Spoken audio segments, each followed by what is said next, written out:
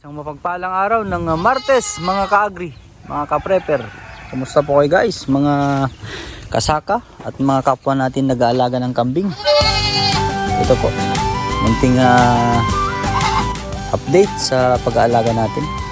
So nadagdagan na po yung kambing natin. Dahil binalik na po sa atin yung isang inahin. Actually dalawa po, tapos may isang anak po. So dalawa ito. Galing po kay Uncle Ariel. Ito dalawa. Actually may yung pinaalaga ko na isa yun, yung anak na yan. Pero yan yung malaki, yung trim is buntis daw. Ayan. So ito po, magulo nga lang yung kulungan nila dahil hindi pa natin naayos. Gawa ng nagsabay-sabay po yung trabaho natin. Nagpitas po tayo ng mais. Sideline po natin. Nag-negosyo din tayo ng buy and sell po.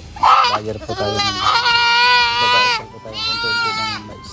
Tapos nagtatanim din tayo ng sarili nating mais para sa pag-aalaga ng kambing.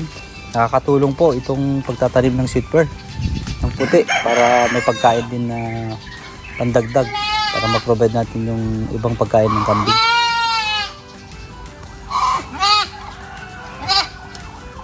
Hindi lang natin talaga naayos pa itong kulungan niya dahil kulungan nila dahil yun nga sunod-sunod yung trabaho natin, pati yung munti nating gulaw hindi natin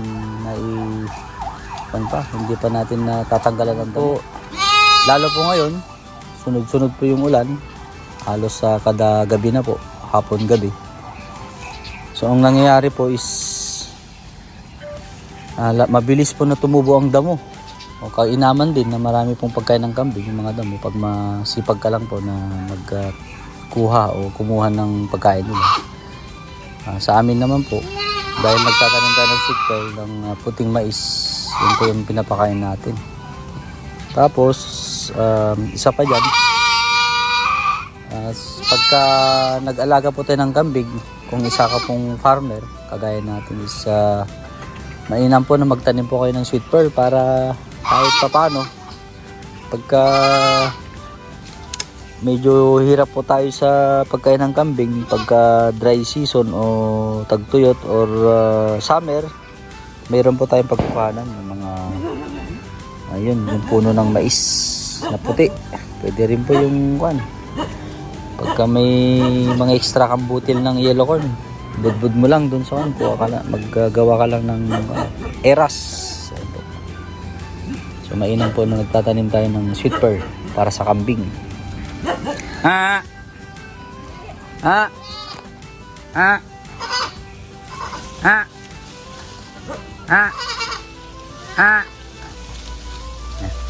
Lapit na sila guys.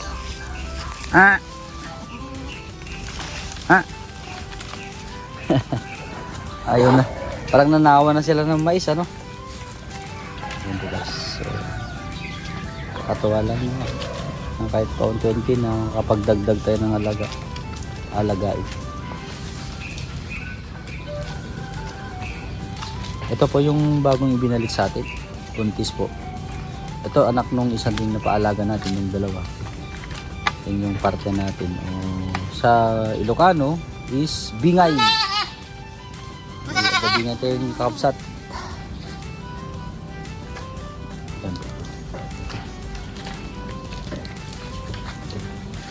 Nakakatuwa lang din na paano. Medyo lang sila dahil basa po yung lupa kaya hindi sila ganun ka aktibo. Mamaya po magkuha tayo ng pagkain nila pagka natuyo-tuyo ko yung mga damo o napier grass.